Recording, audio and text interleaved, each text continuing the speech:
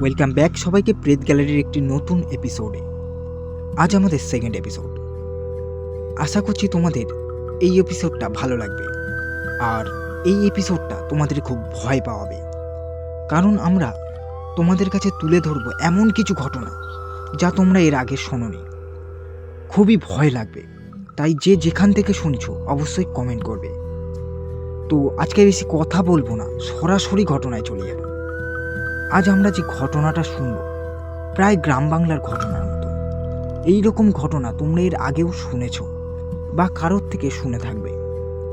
তো ঘটনাটা শোনো, যদি ভালো লাগে চ্যানেলটাকে অবশ্যই সাবস্ক্রাইব করো, বন্ধু বান্ধবের সাথে শেয়ার করো। তো আমরা আর বেশি কথা বলবো না, কারণ এই রকম ঘটনা আমার সাথে তো ঘটেনি, কিন্তু আমরা এই ঘটনাটা শুনে ভালো লেগেছে, কারণ এই রকম ঘটনা আমরা আরও শুনতে চাই। তো তাই এই ঘটনাটাকে আমি সিলেক্ট করেছি, আর এই ঘটনাটা আমাকে পাঠিয়েছে আমারই একটা বন্ধু। তো এই ঘটনাটি যেরকমই সে আমাকে পাঠিয়েছে আমি ঠিক সেই রকমই সেই ঘটনাটি তুলে ধরব। তো সরাসরি ঘটনায় চলে যাচ্ছি। আমি তোমাদের সাথে আছি শান্তনু, সাউন্ডে আছে মানুষ, অ্যান্ড গ্রাফিক্সে আছে মাসুম। পুরো ঘটনাটাই রাজুকে নিয়ে। আচ্ছা, রাজুকে? রাজু হচ্ছে গ্রামের একজন মাঝি, দিন আনে দিন খায়। ওই নৌকা চালিয়ে যা 2-4 পয়সা ইনকাম হয় তাই দিয়েই সংসার চলে। আর রাজুর মতোই গ্রামের বেশিরভাগ লোকই নৌকা চালায়। তো একদিন রাজু খেতে বসেছে, তার বউ তাকে বলে বাড়িতে একদমই চাল ডাল নেই, কিছু চাল ডাল আনার জন্য। রাজু এক প্রকার রেগেই বলে, আজ কী বার তুমি জানো না?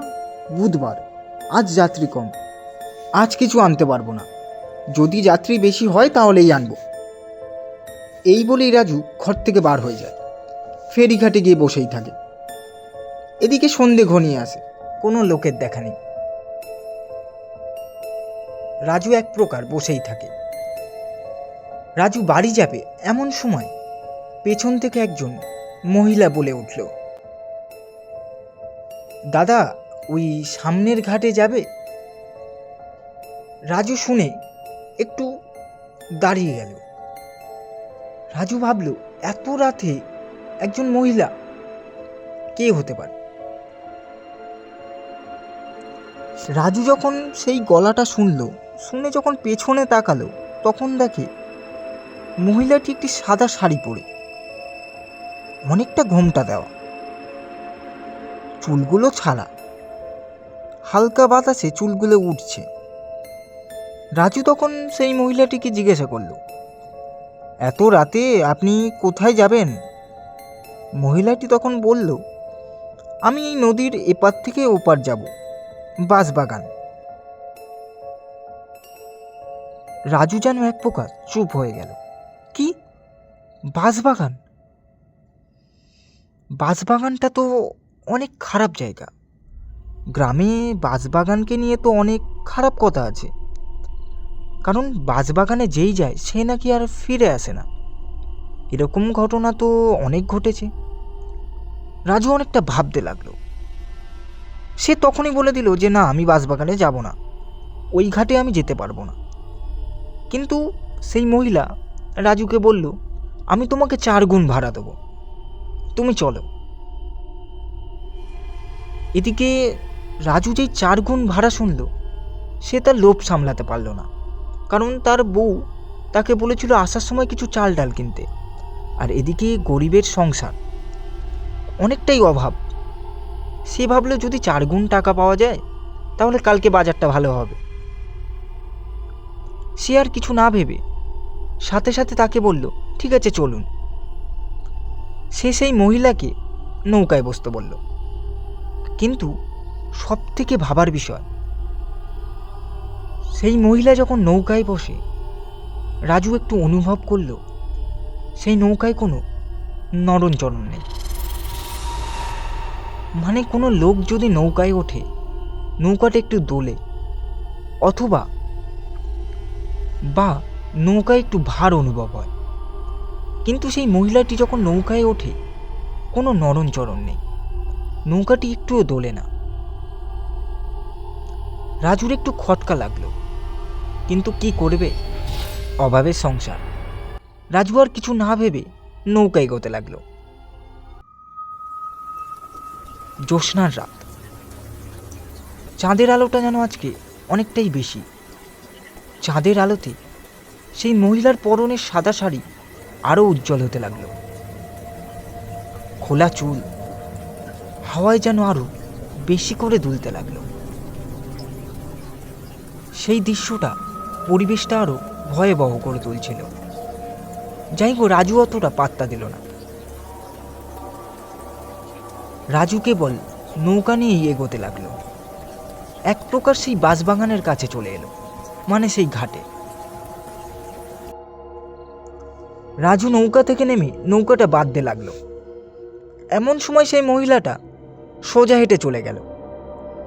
রাজু জোরে জিজ্ঞাসা করলো, আরে ও দিদি, ভাড়াটা দিয়ে যান। সে কোনো কথা শুনল না। আবারও রাজু চেল্লালো, আরে ও দিদি, ভাড়াটা দিয়ে যান। কিন্তু সেই মহিলাটার কানে যেন কোনো কথাই যাচ্ছে না। এদিকে রাজু চিন্তা করলো, এত রাতে আর এই জায়গায় আমি এলাম শুধুমাত্র কিছুটা টাকার জন্য, কিন্তু সে ভাড়া না দিয়েই চলে যাচ্ছে। রাজু কি করলো, জোরে ছুটতে লাগলো তার পেছনে। ছুটতে ছুটতে প্রায় তার কাছাকাছি চলে গেল। রাজু টাকার জন্য এক প্রকার ছুটতে ছুটতে সেই মহিলার কাছে পৌঁছালো। তার কাঁধে হাত রাখলো। কি ঠান্ডা তার শরীর! রাজু কোথায় হাত রেখেছে? বরফের থেকেও বেশি ঠান্ডা তার শরীর। সেই মহিলাটা রাজুকে এক প্রকার ধাক্কা দিয়ে অদৃশ্য হয়ে গেল। রাজু আর কিছু দেখতে পেল না। রাজু আশপাশটা ভালোভাবে দেখার চেষ্টা করলো। দেখলো বাঁশবাগানের অনেকটা ভেতরে চলে এসেছে। রাজুর এবার ভয় লাগা কাজ করলো। সারা শরীর থেকে যেন একটা ঠান্ডা স্রোত বয়ে গেল। এমন সময় রাজু একটু অনুভব করলো তার পেছনে যেন কেউ দাঁড়িয়ে আছে। রাজুর এতটুকুনিও সাহস হলো না পেছনে তাকিয়ে দেখার পেছনে কে আছে। কিন্তু রাজু পেছনে তাকালো, দেখলো কেউ নেই। রাজু এতটাই ভয় পেয়ে গেল, প্রাণপণে দৌড়ে ছুটতে লাগলো। ছুটতে ছুটতে এক প্রকার ফেরিঘাটে পৌঁছালো।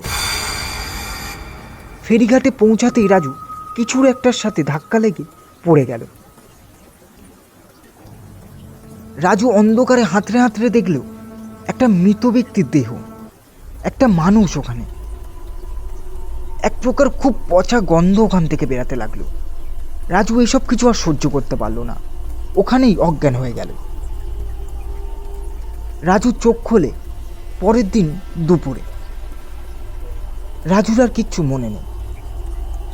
রাজুর মুখ থেকে পুরো গ্রামবাসী ঘটনাটা শোনে, আর এর মধ্যে রাজুর বাড়িতে পুরো গ্রামবাসী ভরে যায়। রাজুকে উদ্ধার করে কিছু জেলে। পরের দিন সকালবেলা মাছ ধরতে গিয়ে কিছু জেলে রাজুকে দেখে ওই বাঁশবাগানের ফেরিঘাটে পড়ে থাকতে। রাজুকে উদ্ধার করে বাড়িতে নিয়ে যায়। পরে রাজুর মুখ থেকে পুরো ঘটনাটাই শোনে, এবং কি রাজুকে বলে ওই ঘাটটা খুবই খারাপ।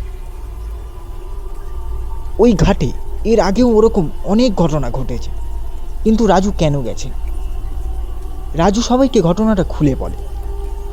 তো রাজুকে একটাই কথা বলে, গ্রামের অনেক গুরুজন রাজুকে বলে লোভে পড়ে সেদিনকার রাজুর প্রাণটাও যেতে পারত। তো ওই ঘটনাটা পুরো গ্রামে ছড়িয়ে যায়।